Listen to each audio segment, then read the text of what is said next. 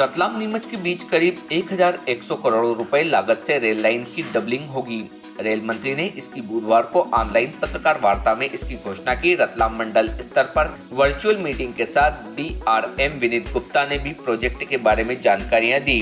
Doubling का काम पूरा होने से इस मार्ग पर यातायात का दबाव कम होगा, साथ ही मालगाड़ियों के अलावा पैसेंजर ट्रेनों की संख्या में भी इजाफा होगा। औद्योगिक यूनिट का सेक्शन होने से माल लदान में भी रेलवे को आर्थिक लाभ के अवसर मिलेंगे। वर्चुअल मीटिंग में रतलाम की मीडिया से जुड़े रेल मंत्री अश्विनी वैष्णव ने रतलाम नीमच डबलिंग के बारे में विस्तार से जानकारी देते हुए कहा कि वर्तमान में सिंगल लाइन की वजह से 150% ट्रैक का उपयोग हो रहा है।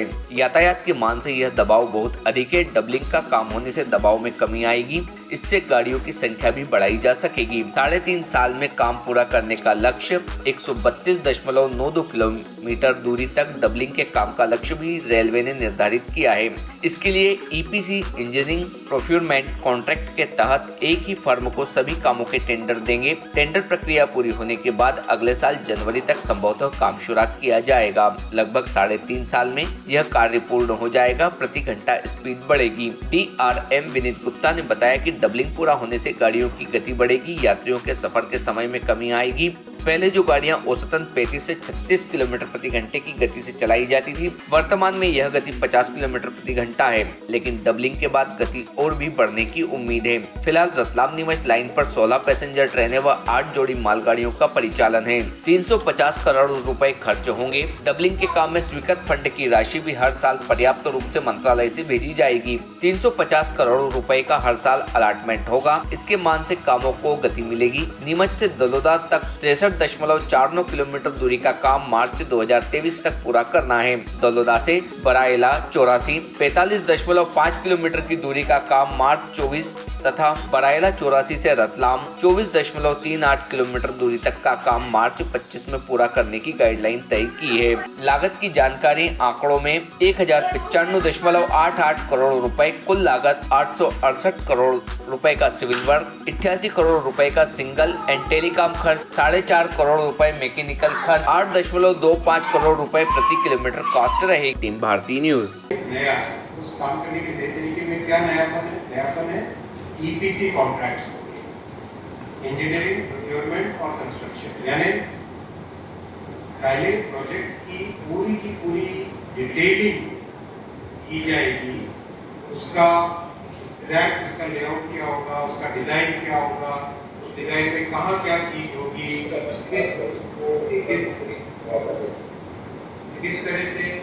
से प्रोजेक्ट का एग्जीक्यूशन होगा, ये सब चीजें पहले से तय होगी। उसके बाद में उसका EPC कॉन्ट्रैक्ट इशू किया। जो कन्वेंशनल तरीका है, कन्वेंशनल तरीके से जैसे जैसे काम चलता है वैसे वैसे डिजाइनिंग होती है। तो ये एक नया तरीका हमारे रेलवे के सारे सीनियर ऑफिसर्स मौजूद है यहाँ पे। जनरल मैनेजर साहब हैं, DRM साहब हैं, 4 जगह के मेरे साथ मेंबर इंफ्रास्ट्रक्चर साहब हैं और रेलवे बोर्ड के सीनियर ऑफिसर्स हैं। सबने मिलकर ये आज प्रधानमंत्री जी को कमिट किया है कि हम इस प्रोजेक्ट को एक नए तरीके से करें। तो पहला तो ये हुआ। दूसरा, पैसेंजर्स की सुविधाओं के बारे में। आज ये दोनों लाइनें 150% की कैपेसिटी पे चल रही है, यानी एक ग्लास में अगर इतना पानी डालना है, एक कप में इतनी चाय डालनी है, तो उससे 1.5 गुना चाय डाली जाएगी। तो ओवरफ्लो यानी सैचुरेट है, यानी जो फैसिलिटीज कस्टमर्स को देनी चाहिए हमें, वो फैसिलिटीज नहीं मिल पाती। मान लो 4 ट्रेन चला रही है, 4 ट्रेन नहीं चलाती है, केवल 2 ही ट्रेन चला पाएंगे, ये व्यवस्था। तो ये दोनों प्रोजेक्ट करने से पैसेंजर्स को क्या बेनिफिट होगा? पैसेंजर्स को ये बेनिफिट होगा कि वहाँ पे कैपेसिटी बढ़ेगी। कैपेसिटी बढ़ेगी तो नई ट्रेन चालू हो सकती है, नई सर्विस चालू हो सकती है। तीसरी बात है टेक्नोलॉजी। आपने देखा प्रधानमंत्री जी ने 75 वंदे भारत 2023 के 15 अगस्त तक करने का संकल्प किया है।